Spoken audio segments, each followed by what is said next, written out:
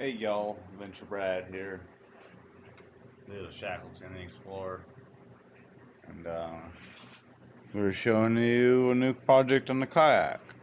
And because we've been taking too many unplanned swims, aka capsizing the boat, he just falls in on general purposes.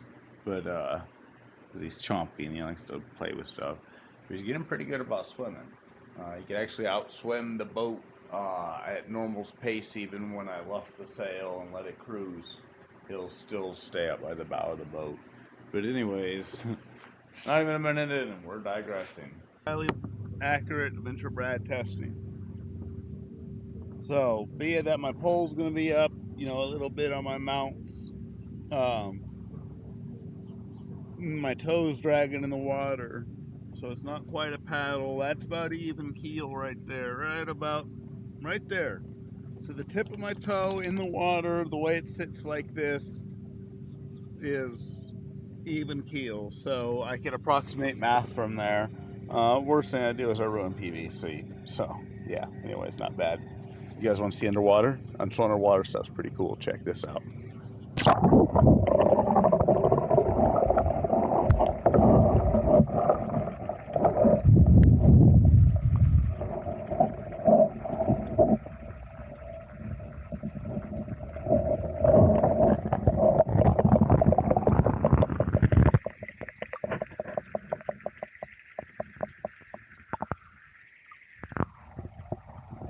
So, while Shackle wants to lick me, I want to talk to you guys about my little kayak thing. So I have the 3D printer running away, building these little mounts. Now this is the Hobie Adventure kayak. It came in the Adventure Island version and the Tandem Island, which was a longer hull than this already long 16-foot hull, and built for tandem riding.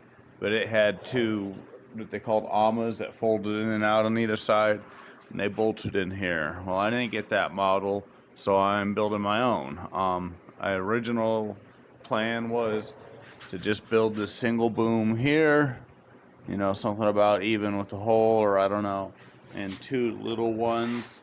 Lots of people do different things. They use like crab trap floats is a real popular way to do it. There's a couple of like Scotty floats. Hobie actually makes an inflatable float. I definitely don't want to go inflatable float. There's some really nice ones. They have like 23 pounds of buoyancy. I haven't figured out buoyancy on this because I haven't built it yet, but we'll figure that when we get there. But my biggest problem, if I went to the manufacturer, I'm gonna be like $250 by the time they're shipped for just two little floats, and I would still have to mount and build it and all that. And I'm so worried about them tracking and what the bow of them's gonna do and this and that. So I figured I'm gonna take a hint from the Polynesians, and he is very chompy right now, like excessively chompy. Dude, can we chill? I know, you're wild, full of energy. So instead of doing two little outriggers, I'm gonna do a single outrigger, like I said, Polynesian style.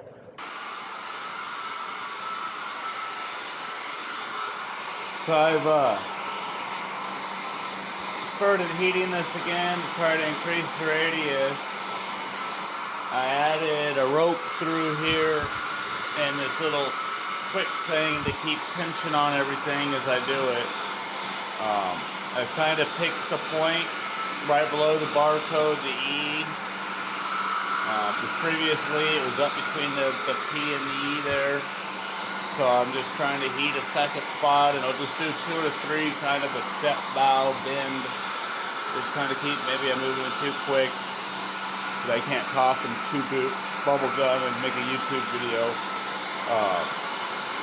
First go around, I was just bending it by hand against the floor, and that took a lot of energy and effort.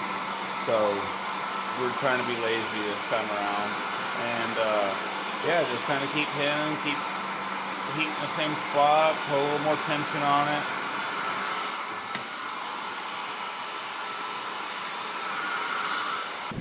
Alright guys, I got her done. Sorry about the fan noise, but it's purgatory right now.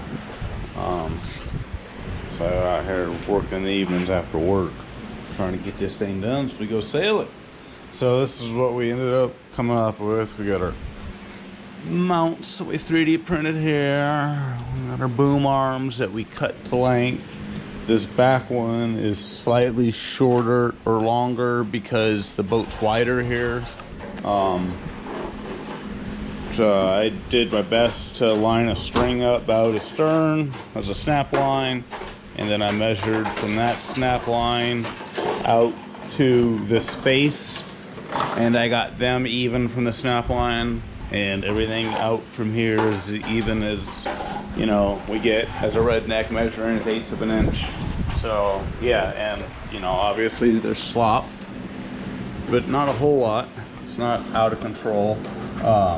Inside of here are some little shimmy shims that I 3D printed that kind of fill this top gap, and that's just the ID of this tube and the OD of this tube plus 1/2 mil or so clearance, offset to the one side and the shims on top. I used my favorite E6000. That stuff is awesome. If you guys don't use that, go to Home Depot, go to your hardware store, get some. It's handy dandy. It actually bonded the pool noodles together really well. I didn't have wide masking tape when I did this, and I kind of thought that this clear packing tape might peel right back off, but it actually stuck pretty good, so I'm glad at least most of it's laid down kind of flat, so it won't be too turbulency. Where we left off in the last part of the video, I bent this bow piece, I cut it, it ends right about here, so it's got a little bit of, you know, run into somebody cushion room before you just skewer them with a PVC pipe. The front bit is notched to get it all the way back so there's no turbulence between either of the tubes. The rear arm is constructed the same way.